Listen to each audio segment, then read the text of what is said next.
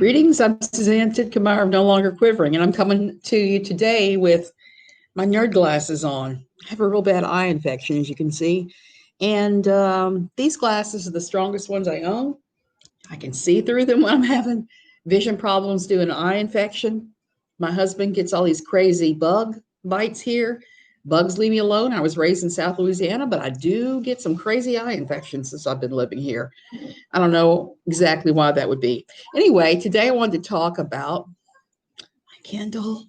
my Kindle, and some of the books that I've read. I absolutely love my Kindle. It is my accessory that goes everywhere with me. Unfortunately, from looking through through Amazon, I've discovered they have crazy books out there, including crazy books by Christian authors. There's practically every kind of erotica you could imagine. You can mash up any kind of crazy erotica idea, and it was there. I've discovered that, even though I don't read those things. I still laugh at some of them. Okay, I want to talk about Doug Wilson's book in particular. It's called Ride, Sally, Ride, from that, what band was that did that song? Do you know? I don't know. From back in the 70s, Ride, Sally, Ride. That's what it's named for, even though Doug is probably taking a shot at female astronaut Sally Ride as well. There's no telling who. Doug throws shade everywhere.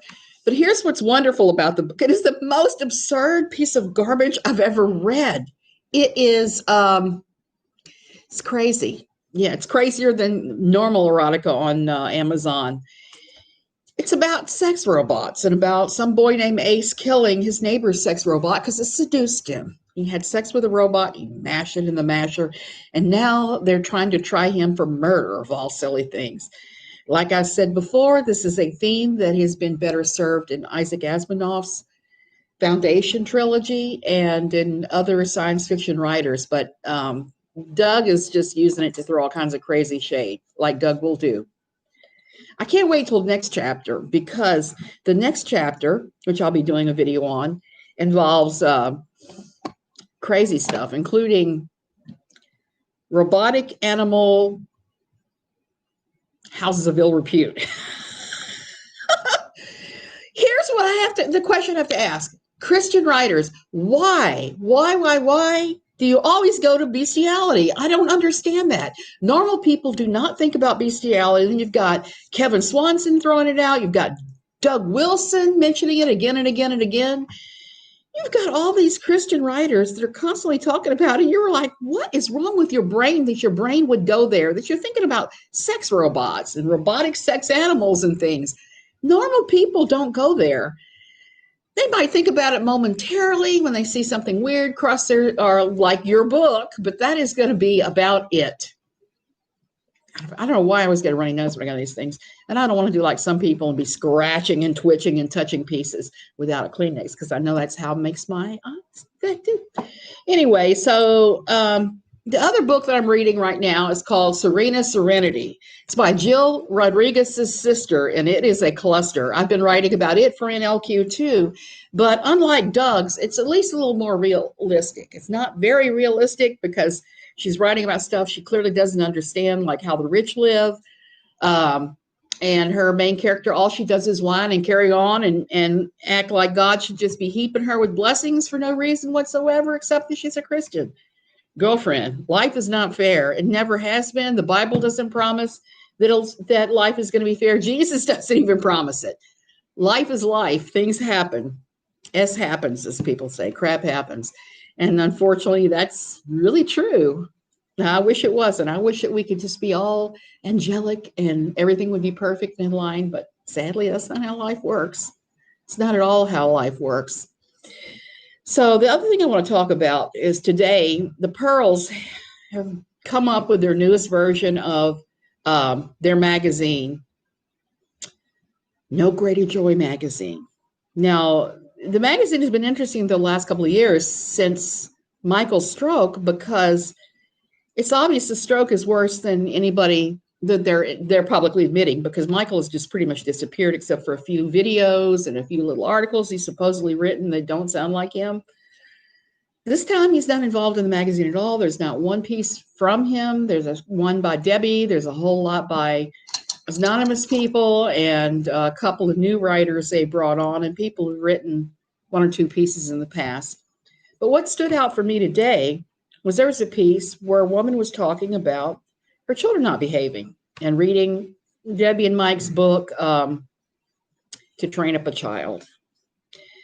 She talks about how she got an idea from Shoshana Eastling, Debbie and Mike's daughter, to reward the child with small treats and prizes, which is actually a pretty good way to ensure positive compliance. I did it with my children on some things, especially on toilet training. It's an excellent way to toilet train, and it's how I trained them. It's how I trained some of my neighbors' kids. You just get a big old plastic jug, fill it full of M&Ms, and every time someone does what they're supposed to do, you give them like 4 or 5. And it ensures training in a hurry without hurting anybody. Everybody's happy, and it happens. Well, she does that, uses little prizes and raisins and various things, and chocolate chips, and trains the child to have a good attitude. The only problem I have with her piece is at the very end, she starts talking about eye contact. Well, I start laughing because here I am, I'm having all these eye infections. I can't see. Anyway, and she's talking about eye contact. Eye contact is sometimes a challenge for me. If I'm with somebody I distinctly do not like and I do not trust, and they set off my inner lost in space robot that's waving its arms and going, danger, danger, Will Robinson, I will not make eye contact with that person. I just will not. It just feels too threatening. Well, she's talking about the child not making eye contact. And it says he's not autistic since it is a symptom of autism, but she doesn't explain how she determined he was not autistic. She didn't take him to get any kind of evaluation or treatment that I could see. She just decided he was not autistic, is what it sounds like. However, who knows? It's a short story. She may have left all that out. So she decides that he's doing it because he's defiant.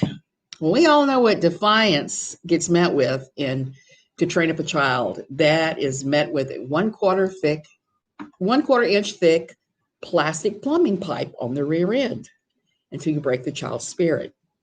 Please do not do that ever. If you have a child that's not making eye contact, there are a lot of reasons. The most common one is fear, or it just feels too overwhelming. Like I said, I won't do it if it's somebody that I sense a threat through. I will not make eye contact with them.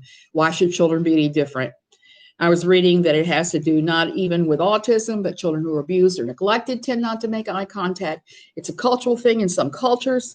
There's a lot of reasons why someone may not be making eye contact, and it has not a damn thing to do with the devil or sin or the child being rebellious. Better to figure out what the child's need is and meet it, and then not beat them. Anyway, I gotta go. I still can't see worth a damn, and I'm wearing my nerd glasses, but this has been fun, and I'll talk to you guys later in the week, I guess.